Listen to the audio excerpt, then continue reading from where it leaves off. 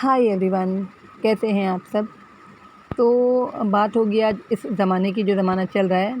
तो हमारा ये ज़माना इतना एडवांस हो गया है कि अगर एक दूसरे के साथ में शादी के बाद गुजारा नहीं होता है तो आप जब डिवोर्स ले सकते हो, तलाक़ ले सकते हो। मतलब तलाक़ जो है वो इतनी आसान चीज़ हो गई है, जितने कि सालों साल का जो बंधन है वो भी उसके आगे मायने नहीं रखता। तलाक़ इतनी आसान चीज़ हो गई है, डिवोर्स इतनी आसान चीज़ हो गई है। वैसे यहाँ मैं बात कर रही हूँ जो बहुत बड़े म्यूज़िशियन हैं, ए आर रहमान सिंगर भी हैं, और उनकी वाइफ़ जो है सायरा बानो, उनके बारे में। तो 29 साल उनकी शादी के हो गए, मैंने सुना 29 साल के बाद में अब जाके 2024 में उन्होंने डिवोर्स ले लिया, है ना। मतलब इतने साल लग गए एक दूसरे के साथ रहे भी, और इतने साल लग गए समझने में कि उनको एक दूसरे के साथ में निबाह करना मुश्किल है, तो अब तलाक़ अब जाके ले लेनी चाहिए।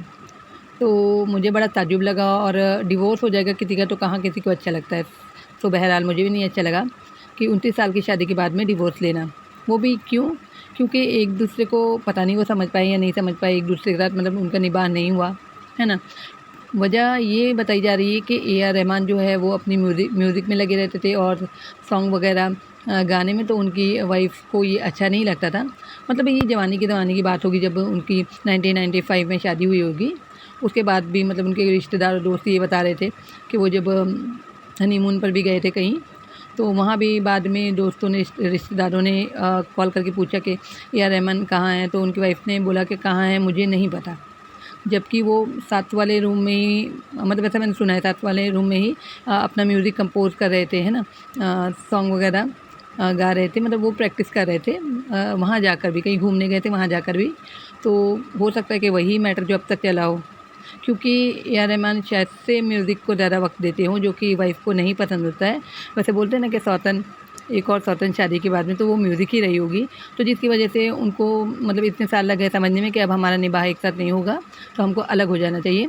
और मुझे दूसरे मानों में ये बात ऐसी भी लगती है कि जब कोई चीज़ मतलब फ़िल्म इंडस्ट्री में ये देखा गया है कि जब कोई ठप हो जाता है, बिल्कुल नज़र नहीं आने के लायक हो जाता है, तो फिर ऐसी कुछ बातें निकल के आती है, या ऐसा मतलब किया जाता है कि वो वापस से सबकी नज़रों में और लाइमलाइट में वापस से आ जाए। तो मुझे वो भी डाउट लग रहा है कि शायद से ऐसा भी हुआ हो, है ना। ये फंडा होता है कि कोई ऐसी खबर फैलाई जाए कि जिससे वापस उभरे इंसान, फिर सर्च कर के इंसान देखे कि भाई ये इनका तलाक़ हो रहा है, इनका डिवोर्स हो रहा है। तो मे भी चांसेस हैं उसके भी, क्योंकि ऐसा अक्सर होता है, मैंने देखा है, सुना भी है, देखा भी है। लेकिन इनका भी बोला जा रहा है, तो पता नहीं ये बात रियल है या फ़ेक है, या रियल ही है।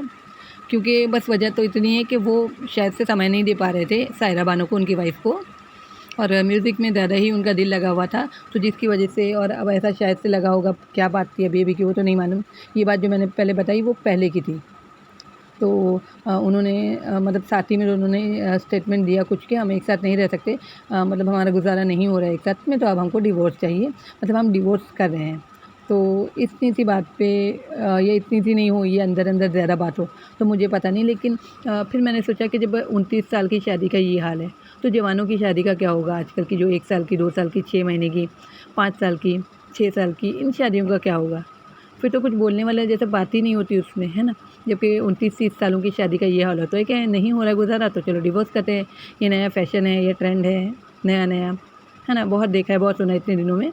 तो ऐसा भी जब हो सकता है, तो भाई 1-2 साल की शादी तो कोई मायने ही नहीं रखती, अगर एक दूसरे को छोड़ भी दें, डिवोर्स ले भी लें। फ़िल्म इंडस्ट्री में मैंने अक्सर देखा है ना। और क्या मैं नाम लूँ, 2, 4, 5 लोगों के देखा है कि भाई निभा नहीं हुआ, गुज़ारा नहीं हो रहा एक दूसरे के साथ में, तो वही डिवोर्स ले लेते हैं। और फिर वो डिवोर्स भी कैसा, फ़िल्म के हीरो-हीरोइन्स जो हैं वो डिवोर्स भी कैसा होता है कि एक दूसरे के साथ नज़र आते ही रहते हैं बाद में भी, यानी नई वाली भी, पुरानी वाली भी, है ना, या नया वाला भी और पुराना वाला भी, तो ऐसा हाल है। तो अब ये ए आर रहमान की बात रियल है डिवोर्स की या फ़ेक है, वो तो मुझे नहीं पता, क्योंकि मुझे नहीं मालूम इस बारे में। मैंने ये सुना और देखा, जैसे वीडियोज़ वगैरह में देखा, और बहुत मतलब ये वायरल हुआ ये चीज़ कि दोनों जन डिवोर्स ले रहे हैं, 2 लोग, है ना, ए आर रहमान और उनकी वाइफ़। तो वजह यही है कि गुज़र साथ में नहीं हो रहा, तो अब डिवोर्स करना है। अब ये नहीं पता कि ए आर रहमान के पीछे मतलब उनको कोई नहीं मिल गई है या नहीं, वो तो नहीं मालूम, क्योंकि ऐसी कोई न्यूज़ तो नहीं आई है।